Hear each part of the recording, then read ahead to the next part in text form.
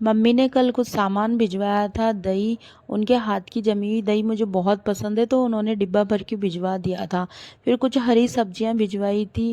कहते हैं ना कि माँ का दिल तो माँ का दिल होता है, बस वही। फिर यहाँ पे मैं इन बच्चों को झूला खिलाने के लिए बाहर लेके आ गई थी, और मेरी गुड़िया की फ्रेंड आई हुई थी पड़ोस की, तो ये भी जिद कर रही थी कि खाना है खाना। उसके बाद मैं आ गई थी छत पे हरी सब्जियां लेके धूप में, कि हाँ मैं सब्जियां तोड़ूंगी। पर ये इतने नखरे कर रही थी ना, इधर से उधर इधर से उधर, मुझे इतना दौड़ा रही थी ना कि बस ये मतलब कंट्रोल में ही नहीं हो रही थी। अगर आपके घर में भी ऐसा बच्चा है तो मुझे कमेंट करके ज़रूर बताना।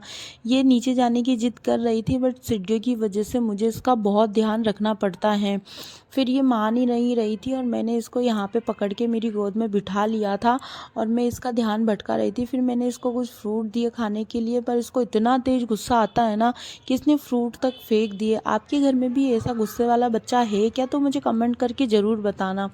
और यहाँ पे फिर मैं इसका ध्यान भटकाने के लिए इसको बता रही थी सब्जियों के नाम, कि ये देख, ये पालक है, ये बथुआ है। मम्मी ने कल कुछ बथुआ भेजा था और पालक भेजा था, हरी सब्जियां भेजी थी। और मम्मी के वहाँ कोई भी मेरे ससुराल से जाता है ना, तो मम्मी बहुत सारी चीज़ें भेज देती है। कहते हैं ना कि हाँ, माँ का दिल तो माँ का दिल होता है, बस वही चीज़। फिर इसका ध्यान मैंने भटका दिया। फिर ये भी मेरे साथ सब्जियां तुड़वाने लग गई है। मैं इसको बोल रही थी कि अभी थोड़ी बड़ी हो जा, फिर काम करना मेरे साथ। पर होता है ना बच्चों का, छोटे बच्चों का बहुत शौक होता है उनको काम करने का, तो बस यही था इसके। पर ये काम कम ज़्यादा कर रही थी, काम मेरे फैला ज़्यादा रही थी।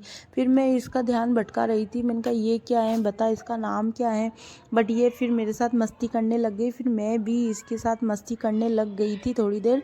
फिर मुझे अच्छा लग रहा था इसके साथ खेलना, और ये अपने दादा के साथ चली गई। फिर मैं आराम से बैठ के यहाँ पे धूप के अंदर सब्जियाँ तोड़ रही थी। और सर्दी में तो धूप में बैठना बहुत अच्छा लगता है। मुझे तो मतलब इतना अच्छा लगता है ना कि धूप में ही बैठे रहो। फिर ऑलमोस्ट मेरी सब्जियाँ टूट चुकी थी, और बाद में ये जो कचरा बचा था, मैं इसको कभी फेंकती नहीं हूँ। और गाय के लिए मैंने इसको इकट्ठा कर लिया था एक थैली के अंदर। कचरे में कभी भी नहीं फेंकती हूँ मैं, क्योंकि गाय माता इसको खा लेती है। और यहाँ पे फिर मैं छत पे आने में तो आ जाती हूँ, फिर मुझे लगता है ना यार, कितना सारा ये सामान लेके जाओ, वो सामान लेके जाओ। आपको भी ऐसा लगता है तो मुझे कमेंट करके ज़रूर बताना। फिर मैंने यहाँ पे थोड़ी झाड़ू लगा के फिर मैं नीचे आ गई थी। फिर दूसरे दिन मैंने यहाँ पे बथुआ उबालने के लिए रख दिया था, जो बथुआ कल तोड़ा था मैंने। फिर मैंने सोचा क्यों ना इसकी कढ़ी बनाई जाए। वैसे तो मम्मी ने भेजा था, तब मम्मी ने बोल ही दिया था कि देख लेना, सब्जी बनाए कढ़ी बनाए। फिर मैंने यहाँ पे इसको भगोने के अंदर चढ़ा दिया, और इधर जो दही मम्मी ने भेजा था उसकी मैंने कढ़ी बना ली। मतलब कढ़ी के लिए मैं इसको घोल तैयार कर रही थी। फिर ये ऑलमोस्ट बथुआ हो चुका था। एक दो उबाल लेनी है, ज़्यादा नहीं लेनी है। फिर इसी में मैंने हरी मिर्च डाल दी थी, और ये मैंने ढक दिया था। और ढकने के बाद फिर मेरे कुछ बर्तन पड़े थे सिंक में, तो फिर मैं वो धोने लग गई थी, क्योंकि जब ज़्यादा इकट्ठे बर्तन हो जाते हैं तो मुझसे नहीं मसते। और सर्दी में तो बिल्कुल भी नहीं होता, ऐसा होता है ना बार बार पानी में हाथ डालना। पर सिंक में ज़्यादा बर्तन होने के बाद तो बिल्कुल भी मेरे से साफ़ नहीं होते हैं। फिर मैं छोटा मोटा, जब तक वो बाल आ रहा था, जब तक छोटा मोटा मैंने यहाँ पे किचन का काम किया। उसके बाद मैंने थोड़ा प्लेटफॉर्म साफ़ किया, क्योंकि क्या होता है ना कि जब बर्तन ज़्यादा हो जाते तो बिल्कुल ऐसा लगता है यार, इतने सारे बर्तन हो गए, कैसे साफ़ करें कैसे साफ़ करें। उसके बाद मैंने बथुआ रख निकाल दिया था इसका पानी, और हरी मिर्च इसमें जो मैंने उबाली थी मैं वही डालूंगी। मैंने ना कढ़ी के अंदर लाल मिर्च नहीं डाली है, सिर्फ हरी मिर्च ही डाली है। आप चाहो तो डाल भी सकते हो। फिर मैंने यहाँ पे बथुए की एक बोल बना ली, पानी अच्छे से निकाल लिया इसका, और ये ठंडा हो गया था। उसके बाद हम यहाँ पे इसको पीसेंगे सिलबट्टे पे। और सिलबट्टा जैसे ही मैंने निकाला ना, मेरे दादी नानी, मेरी मम्मा की, इनकी सबकी याद आ गई, क्योंकि मेरी मम्मी हमेशा सिलबट्टे पे ही इसको हल्का सा दरदरा पीस के फिर ही उसके अंदर बेसन के अंदर डालती हैं। डायरेक्ट हम छोंक भी सकते हैं, या वैसे सब अपने अपने तरीके से बनाते हैं। फिर मैंने यहाँ पे हरी मिर्च भी इसी के साथ पीस ली थी बथुए के साथ। और इनको ज़्यादा बारीक नहीं करना है, सिर्फ हल्के हल्के हाथ से दरदरा पीसना है, क्योंकि ज़्यादा बारीक से क्या होता है ना कि पता ही नहीं चलता है। हाँ, वैसे टेस्ट तो आ जाता है। फिर मैंने इसको वो दही के अंदर जो बेसन था घोल रखा था, उसके अंदर मैंने इसको बथुए को भी घोल लिया अच्छे से। फिर उसके बाद मैं हमेशा जब भी कढ़ी बनाती हूँ ना, घी का छोंक ही लगाती हूँ और इसमें कुछ भी नहीं डालती हूँ, राई कड़ी पत्ते कुछ भी नहीं डालती हूँ, सिर्फ जीरा डालती हूँ घी के साथ। और फिर मैंने यहाँ पे कढ़ी चढ़ा दी है और जब तक कढ़ी में उबाल आ रहा था, फिर मैंने यहाँ पे सोचा सिलबट्टा अगर निकाला है तो क्यों ना इसकी कच्ची चटनी बनाई जाए।